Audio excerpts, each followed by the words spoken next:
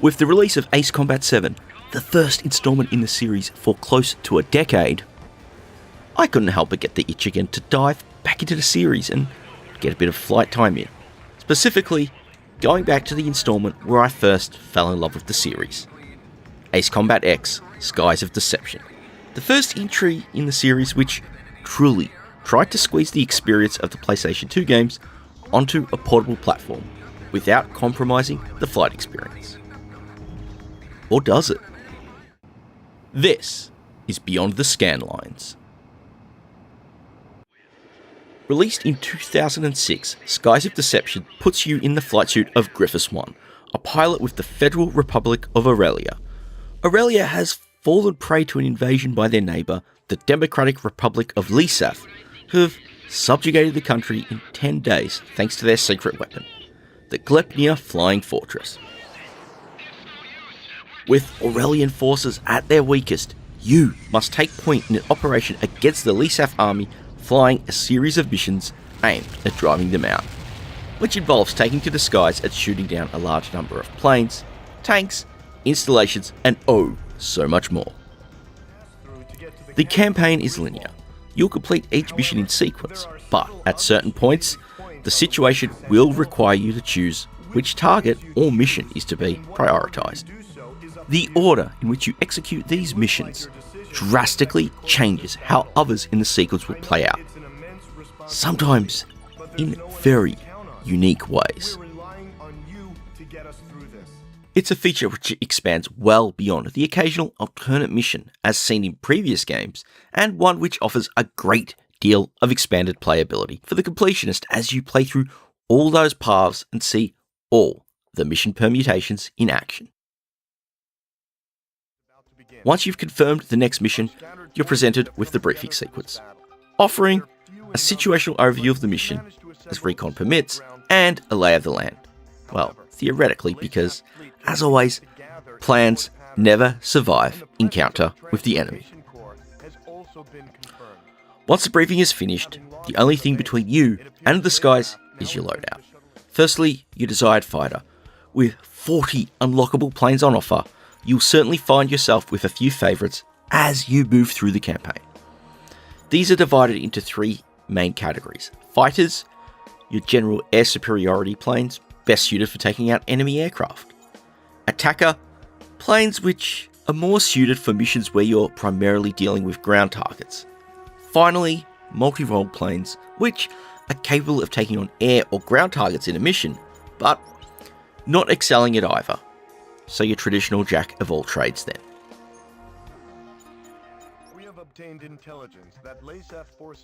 Picking the right one for the mission isn't always easy. Each mission does give you an idea of what you're up against, so you're going to need to weigh down the decisions to which trade-offs you can and can't live with. Money is also a factor, as though you may have unlocked a plane, being able to actually use it in missions requires you to spend your hard-earned credits to buy it.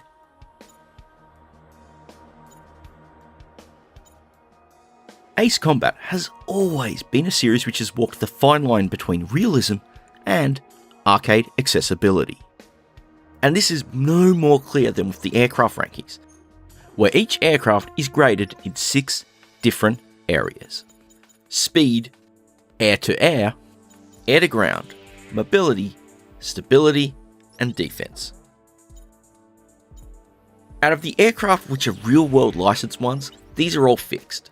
But the original aircraft created for the game, you can customize each of these planes with parts you've purchased from the hangar between each mission. Each of the parts offers trade-offs. So while you may gain some extra control capability with one part, it will come at the cost of overall speed. Or you may install a part which improves your air-to-ground capabilities, but weakens your air-to-air ones.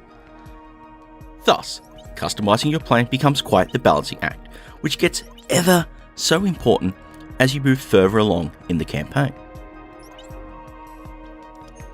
The biggest divergence from realism, though, is with the weapons. Each aircraft carries a cannon and a rather large set of generic missiles, which can be locked onto air or ground targets. The more powerful planes have even larger numbers of these to hand. But the big thing is the special weapons. Each plane has 3 available. One is unlocked when you buy the plane, and the other 2 can be purchased from the hangar, as expected. As you unlock more and more planes, you will see the same weapons come up, but sadly you'll have to buy them for each plane you want to use them on. But they're all weapons that offer far more useful features in specific missions than the standard missiles. Whether it's a weapon that allows you to lock onto multiple targets at once, or lock onto a target from a greater distance, or even do more damage to multiple targets with one bomb. They're all very handy to have on offer indeed. Learning to use them and when they work best is very important. Now with all that set, it's finally time to take to the skies. Many of the missions open with you already in the air and on approach to the target. So unlike a flight sim on a classic home computer, you're not really going to need to deal with lengthy travel times. Sometimes things might open up a little differently, whether it's being required to take off from a base or to perform some mid-air refueling. Whilst these sequences are skippable, you do get bonus money after the mission for successfully doing them, and doing them quickly. And personally, earning as much money as possible in missions is really important to advance well in Ace Combat X. Plus, these sequences offer up some different challenges and aren't too complex to actually play through. On one occasion, you'll also have to end the mission by coming into land. This is also another simple, straightforward experience, and helps differentiate things from being more than just about blasting things into a million pieces. Afterburner, eat your heart out. Things truly come into place as the mission begins. They're bounded by a countdown timer, though, depending on the mission, this may be extended as certain events occur. When it comes to flying itself, you've got one of 2 options for the view: a first-person view from the cockpit or a third-person chase view. When using the former, you also have the ability to show the physical cockpit model. Now this brings up a bit of a tough choice.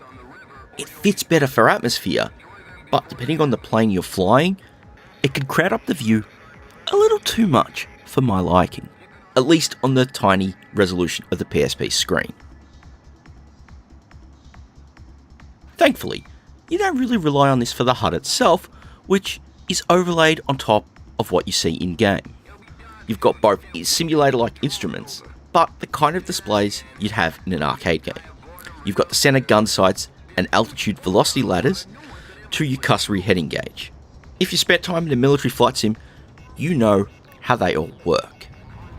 The rest of the HUD offers a radar in the lower left, which can be expanded out to show an overview of the operating theatre at different scales.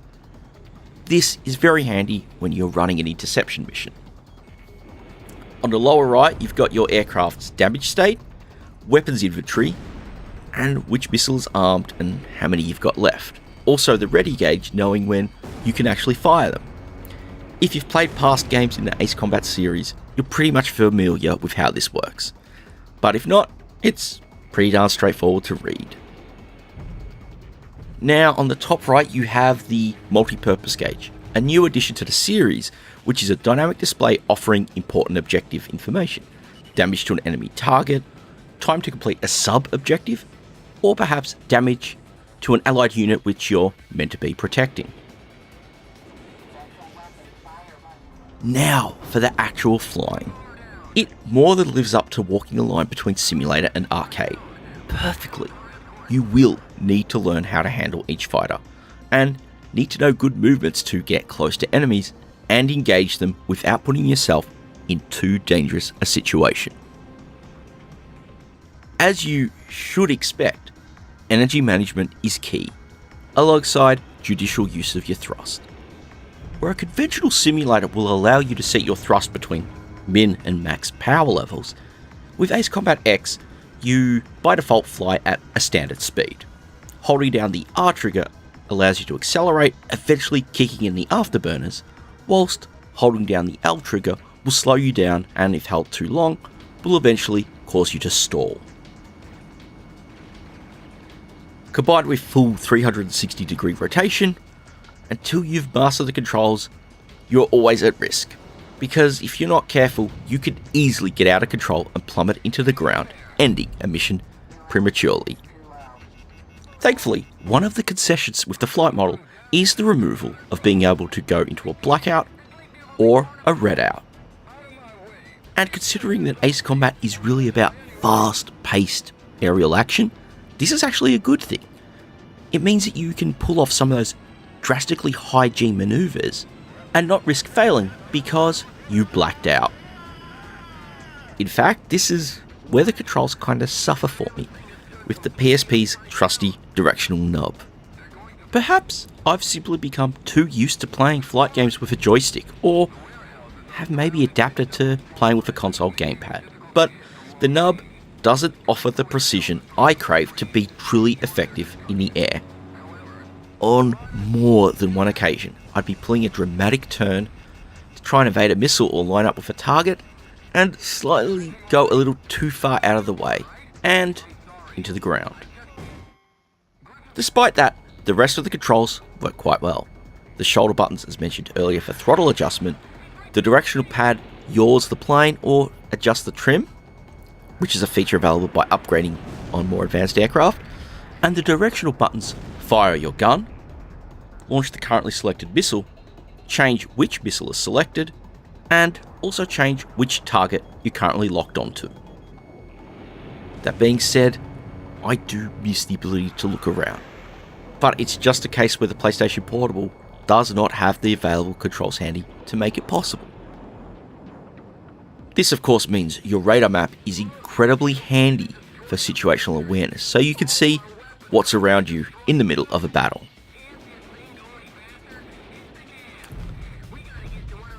The general mission structure involves you taking out plenty of stuff, but there are a few great gems amongst the campaign. One has you dodging through radar areas to perform a surprise attack run on an enemy base. Another has you weakening infrastructure, searching the map for hints and clues on what to take out before performing a strike on a target. Then there's the customary providing fire support to a friendly unit under siege. All up, plenty of variety is on offer amongst the multitude of missions which make up the campaign. And when you factor in the fact that there are multiple variations on missions because of the pathing, you could certainly be engaged and looking forward to what comes next.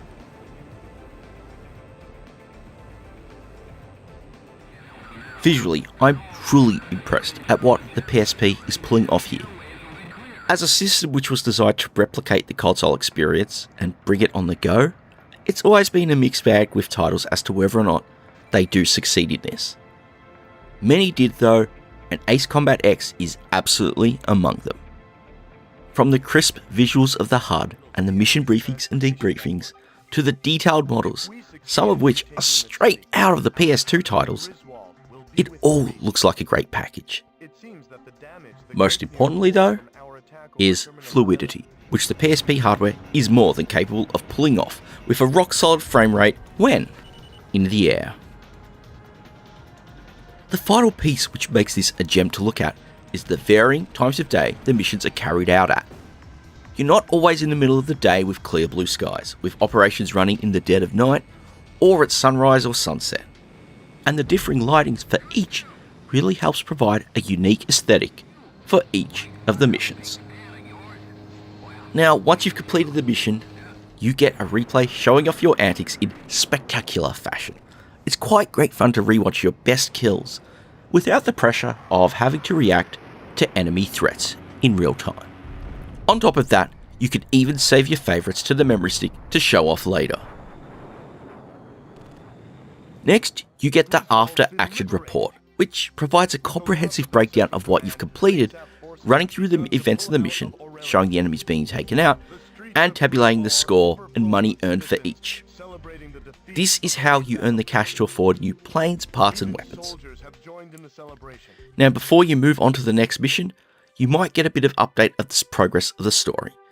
These sequences are animated cutscenes from the perspective of a reporter tracking the progress of the war. As the conflict intensifies, his investigations get deeper, with some very interesting twists and turns ahead. These sequences are put together quite well. They feature some very lovely animation and are fully voiced. The downside though is the limited space on a UMD means you don't get them for every mission you complete. So it means the overall story can feel a little flat with how it progresses in these little bursts. December 10th, several days after the liberation. Speaking of the voice acting, this all carries over into the games itself. It's fully voiced from the briefings and debriefings, alongside in-game communication traffic, reactions and more. The characters convey a lot of emotion in the acting, and it generally keeps you engaged in the story. Whilst the voices sound clear during the briefings and cutscenes, in combat itself, they don't sound quite as clear. I don't really know if this is a stylistic choice or technical limitations in playback, but I found the radio communications to be far lower in quality than the voices in the cutscenes or briefings. I can appreciate the aesthetic nature of doing so if it is stylistic, but I believe it shouldn't come at the cost of clarity, especially when you're playing on a portable system with tiny speakers or with headphones in public with a lot of background noise. That being said, thankfully subtitles are on offer for these cases, and these are so very handy with keeping track of what is going on in the mission. As for the rest of the audio, the sound effects consist of the customary kinds of sounds you get in an air combat game. Engines, explosions, lock-on, warning tones, alongside the sounds of the rushing wind. Now these all work great in conveying the general battle atmosphere, splendidly communicating the situation, whether things are going right or wrong, and whether you're in danger or about to be. When it comes to the music though, it's a little different. The series is known for many great soundtracks, and the music here, quite frankly, is not as memorable. For the most part, it's kind of generic and it fits into the background, but I don't think there's any memorable pieces until perhaps the last couple of missions, where there are some great pieces that really get you pumping and into that sort of epic action vibe.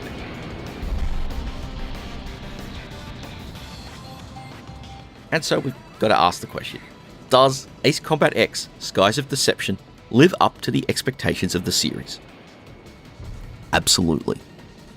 Whilst the PlayStation Portable as a platform offers some limitations, particularly around the analog nub as a primary control input, there is so much brought to the table here which truly adds to the experience.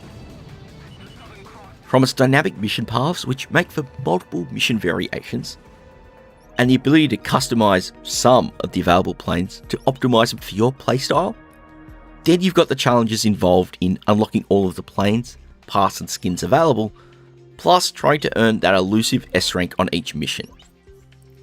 These are all elements which provide plenty of replay value, especially with the ability to start a new campaign in a New Game Plus mode, allowing you to keep your unlocked planes and paths as you dive back into the fray with a lot more money on offer.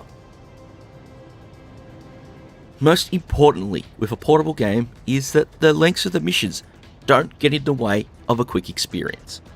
And that's ever so important for a game played on the go.